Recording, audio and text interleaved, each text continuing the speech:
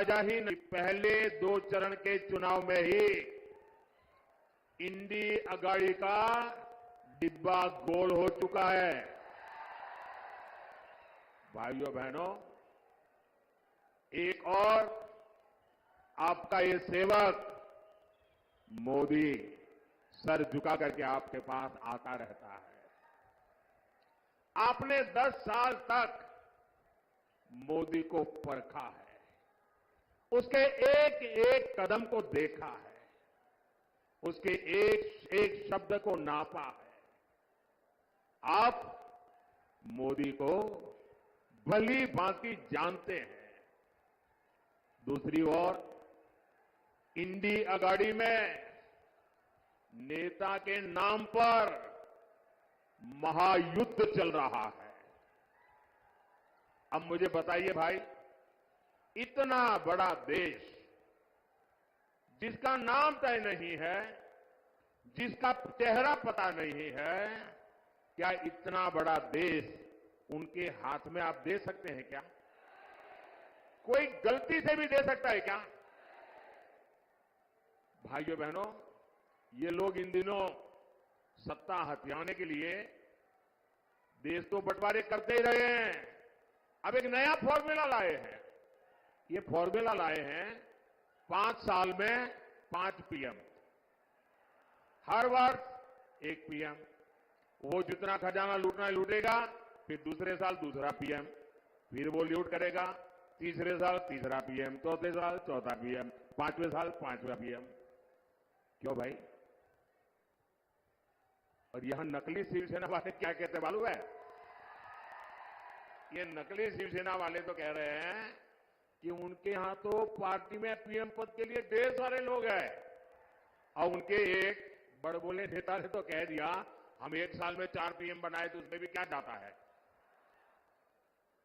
आप मुझे बताइए, 5 साल 5 पीएम जैसे फॉर्मूला से इतना बड़ा देश चल सकता है क्या? जरा मन से बताइए ना, मुझे पता चले। चल सकता है क्या? कभी भी उस दिशा में हम जा सकते हैं क्या? नहीं चल सकता ना। लेकिन उन्हें अब यही एक रास्ता बचा है सत्ता हथियाने का, क्योंकि उन्हें देश नहीं चलाना है, उन्हें आपके भविष्य की चिंता नहीं है, उन्हें तो मलाई खानी है, मलाई। भाइयों और बहनों, ये हमारा महाराष्ट्र सामाजिक न्याय की धरती है। इस धरती ने ज्योतिबा फुले, सावित्रीबाई फुले, बाबा साहब आंबेडकर के रूप में ऐसी महान संतानें दी हैं जिन्होंने समाज के सबसे कमजोर वर्गों को ताकत दी, प्रेरणा दी। आपने कांग्रेस के 60 साल का शासन भी देखा है, और आपने मोदी के 10 साल का सेवा काल भी देखा है। पिछले 10 वर्षों में सामाजिक न्याय के लिए जितना काम हुआ, उतना आजादी के बाद इसके पहले कभी नहीं हुआ था।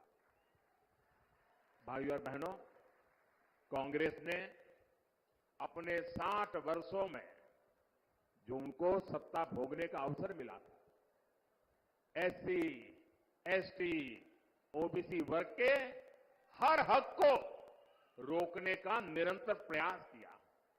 और उसके पीछे उनकी फिलॉसफी थी। उनकी फिलॉसफी ये थी कि इनको ऐसे ही रहने दो ताकि वो हमारे आश्रित रहे, और जब चाहे तब हम उनसे जो वोट चाहिए वो लेते रहे। जानबूझकर कैसा किया? लेकिन मोदी का तो आपका दिल का नाता है, दिल का। और इसलिए 10 वर्षों में हमने सच्चे सामाजिक न्याय पर अभूतपूर्व बल दिया है। और मैंने एक बार कहा था सोलापुर में, मेरे यहां अहमदाबाद में जो मिल मजदूर थे, उसमें हमारे पद्मशाली समाज के लोग बहुत थे, और कोई हफ्ता मेरे जीवन में ऐसा नहीं गया होगा कि मुझे किसी न किसी पद्मशाली परिवार ने भोजन न कराया हो। और एक प्रकार से मैं उनका नमक खा करके बड़ा हुआ हूं। और आज मैं जो गरीबों की सेवा कर रहा हूं ना, मैं उनका कर्ज चुका रहा हूं। हमने ओबीसी कमीशन को संवैधानिक दर्जा दिया। मेडिकल की परीक्षा में ओबीसी आरक्षण लागू किया। ये भाजपा है जिसने एससी एसटी के आरक्षण में जो पॉलिटिकल आरक्षण होता है वो हर 10 साल में बढ़ाना होता है। पहले अटल जी की सरकार को मौका मिला था, उन्होंने 10 साल बढ़ाया। फिर मोदी को मौका मिला, हमने भी 10 साल बढ़ाया।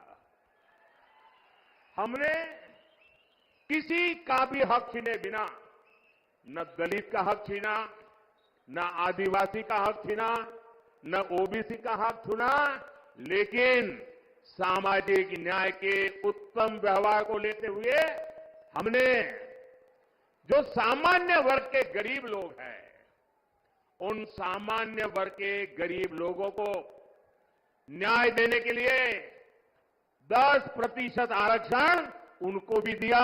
और देश में कोई आग नहीं लगी, पुतले नहीं जले। इतना ही नहीं, इस देश के सभी दलित नेताओं ने उसका भरपूर जोश स्वागत किया। हमारा सामाजिक न्याय का तरीका समाज में विभेद पैदा करने का नहीं है, समाज को जोड़ने का है। आज देखिए, मेडिकल की, इंजीनियरिंग की पढ़ाई में हमने बड़ा क्रांतिकारी निर्णय किया है।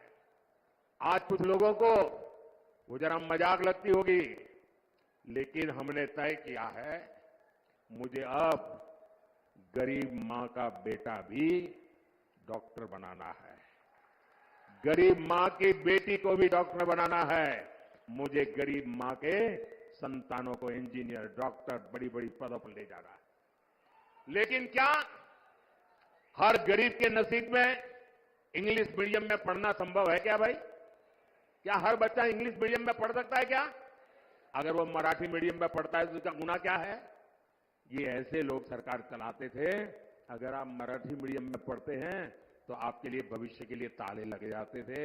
मोदी ने सामाजिक न्याय के लिए कह दिया, अब डॉक्टर बनना है तो भी मराठी भाषा में बन सकते हो, इंजीनियर बनना है तो भी मराठी भाषा में बन कर सकते हो, अंग्रेजी नहीं आएगी तो भी आप देश चला सकते हो। भाइयों बहनों, ये मोदी का सपना है। साथियों, कांग्रेस कभी नहीं चाहती थी कि देश में दलित, आदिवासी और ओबीसी लीडरशिप देश का नेतृत्व करे। ये वही कांग्रेस है जिसने डॉक्टर बाबा साहब आंबेडकर से लेकर के बाबू जगजीवन राम जी तक हर दलित नेता का अपमान किया। बाबा साहब को भारत रत्न भी तब मिला जब बीजेपी से सहयोग के केंद्र में कांग्रेस विरोधी सरकार चलती थी। भाजपा का हमेशा प्रयास रहा है कि एससी, एसटी, ओबीसी को ज्यादा से ज्यादा प्रतिनिधित्व मिले। 2014 में आपने प्रचंड बहुमत दिया तो एनडीए ने दलित के बेटे को देश का राष्ट्रपति बनाया। 2019 में जब आपने फिर से एक बार हमें प्रचंड जनादेश दिया तो हमने देश के इतिहास में पहली बार एक आदिवासी बेटी को भारत के राष्ट्रपति के रूप में आज प्रस्तावित किया। भाइयों बहनों, मुझे गर्व है, आजादी के बाद पहली बार हुआ है। आजादी के बाद पहली बार ये दशक ऐसा आया है कि आज विधायकों की संख्या देख लीजिए, सांसदों की संख्या देख लीजिए, पूरे देश में एमएलए हो, एमएलसी हो, एमपी हो, लोकसभा हो, राज्यसभा हो, एससी, एसटी, ओबीसी सबसे ज्यादा भाजपा के चुन करके आते हैं। आज केंद्रीय मंत्रिमंडल में 60%, 60% इन्हीं वर्गों से आए हुए लोग केंद्र के मंत्री हैं और देश को नई ऊंचाई पर ले जा रहे हैं। आज कांग्रेस और इंडी अगाड़ी वाले ओबीसी प्रतिनिधित्व के नाम पर झूठ फैला रहे हैं। असल में इन लोगों की खुद की सच्चाई देश के सामने आ गई है और इससे ये बौखलाए हुए हैं, परेशानी हो रही है। आपने देखा होगा पूरे चुनाव में कि इंडी अगाड़ी के जितने लोग हैं उनके भाषण का मुद्दा क्या है? देश का कोई मुद्दा है? सिर्फ और सिर्फ मोदी को रोज नई गाली देना। पूरी डिक्शनरी उन्होंने खोल के रख दिया है। नई नई गालियां रोज निकालते रहते हैं। अरे भाई कुछ देश के लिए तो बोलो। नहीं, उसके पास विजन नहीं जी। हमारे पास विजन भी है और ये जीवन भी है विजन के लिए खपाने के लिए। साथियों, दशकों तक कांग्रेस ने एससी, एसटी, ओबीसी के साथ जिस तरह से विश्वासघात किया, उससे ये सभी कांग्रेस और इंडिया अघाड़ी से पूरी तरह छिटक चुके हैं। इस वजह से कांग्रेस और इंडिया अघाड़ी वाले बुरी तरह बौखला गए हैं। इसलिए लोग लगातार झूठ फैला रहे हैं। संविधान बदल देंगे, आरक्षण खत्म कर देंगे। मैं पहले ही कह चुका हूं कि अगर आज खुद बाबा साहब आंबेडकर चाहे तो बाबा साहब आंबेडकर भी आरक्षण खत्म नहीं कर सकते हैं। मोदी का तो सवाल ही नहीं उठता है। और अगर हमारी सरकार की नीयत उसमें कहीं पर भी खोट होती, मेरा 5 साल का रिकॉर्ड देख लीजिए। 5 साल में भी 2019 से 2024 आज भी मोदी के पास जितने वोट चाहिए है, लेकिन ये रास्ता हमें मंजूर नहीं है। सैकड़ों सालों के साथ जिनको अन्याय हुआ, हमारे पूर्वजों ने पाप किए होंगे, मेरे लिए ये प्रायश्चित का अवसर है। और इसलिए आरक्षण को जितनी ताकत मैं दे सकता हूं, मैं देने के लिए कमिटेड हूं। मैं आज देश से अधिक सीटें इसलिए मांग रहा हूं ताकि कांग्रेस और इंडी अघाड़ी के लोग, जब दलित उनके हाथ से निकल गए, आदिवासी उनके हाथ से निकल गए, ओबीसी उनके हाथ से निकल गए, ये बहुत बड़ी मात्रा में विजयी होकर के बीजेपी के साथ आते हैं, तब उन्होंने तय किया है और प्रयोग भी शुरू कर दिया है एससी, एसटी, ओबीसी के आरक्षण में लूट मारने का, और वो माइनॉरिटी को देना चाहते हैं। भाइयों बहनों, मुझे इसलिए ताकत चाहिए कि मैं कांग्रेस के आपके खिलाफ जो षड्यंत्र है उसको देश में कहीं पर भी करने न दो। कर्नाटका में उन्होंने खेल खेला है, आरक्षण का बहुत बड़ा हिस्सा माइनॉरिटी को देने का खेल खेला है। ये मैं होने नहीं दूंगा। और इसलिए आपसे मैं आशीर्वाद मांगने आया हूं, मोदी को मजबूत करो।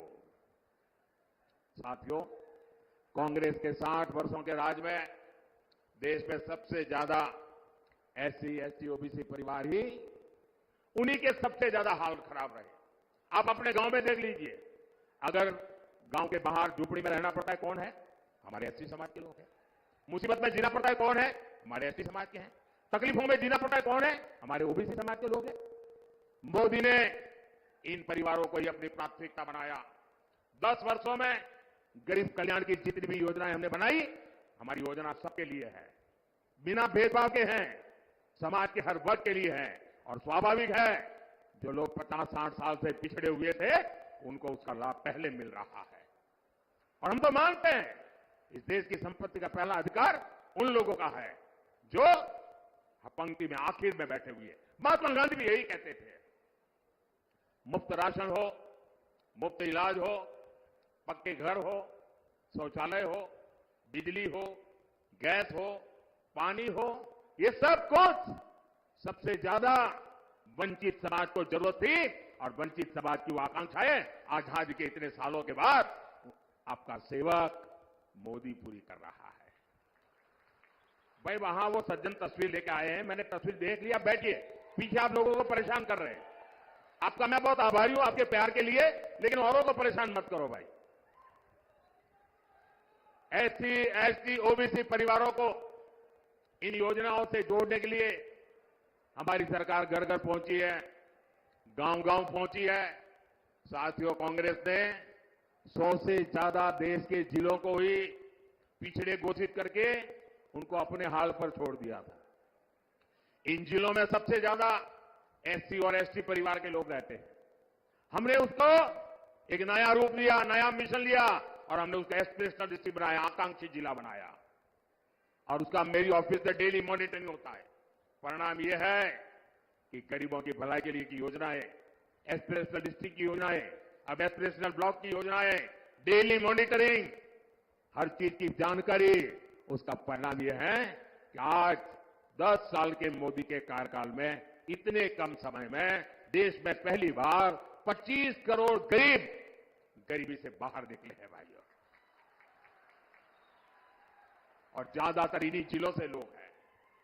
और इसलिए मैं कहता हूं, जब नीयत सही होती है ना, तो नतीजे भी सही मिलते हैं।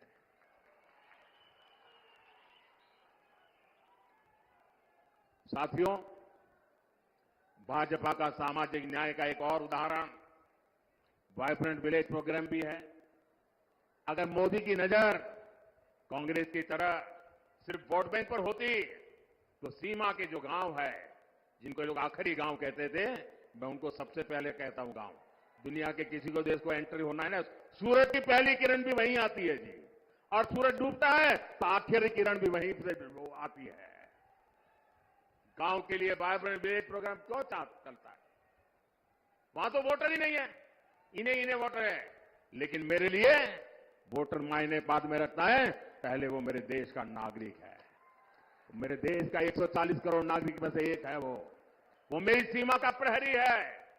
अगर मोदी की नजर कांग्रेस की तरफ सिर्फ वोट बैंक पर होती, तो 24,000 करोड़ रुपए की पीएम जनधन योजना बना करके आदिवासियों में भी जो सबसे पिछड़ी जनजातियां हैं, उनके लिए अलग से योजना न बनाता और उनके कल्याण के लिए काम न करता।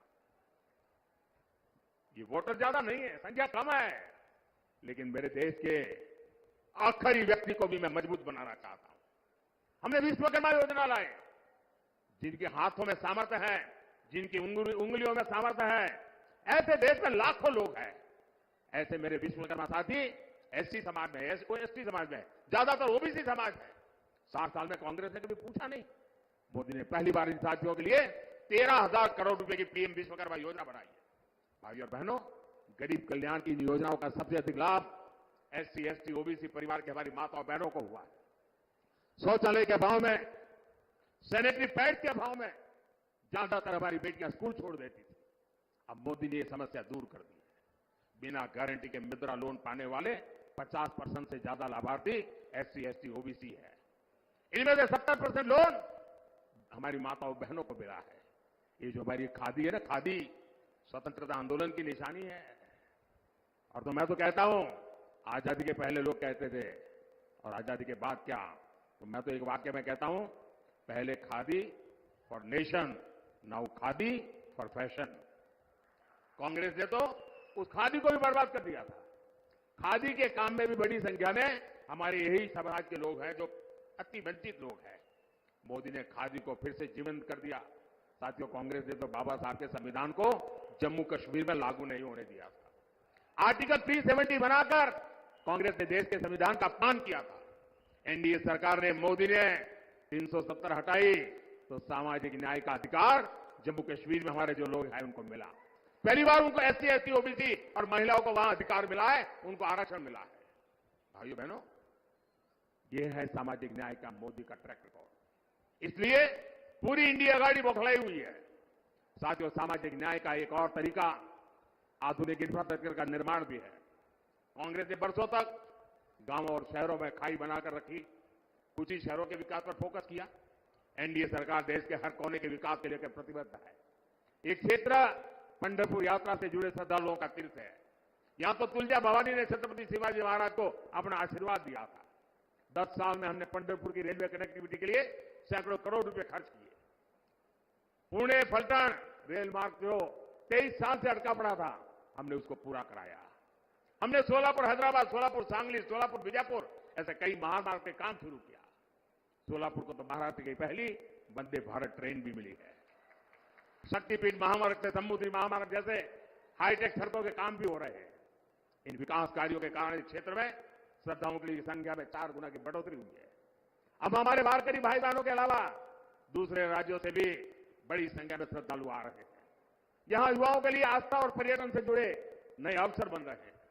साथियों, आज महाराष्ट्र में एकनाथ शिंदे जी देवेंद्र फडणवीस जी और अजीत पवार जी की सरकार आपके लिए दिन रात मेहनत कर रही है। मेरा अनुरोध है 7 मई को आप मेरे नौजवान साथी राम सतपुते जी को भारी संख्या में वोट दे। राम सतपुते जी सोलापुर के विकास के लिए मजबूत कड़ी बनकर के काम करेंगे।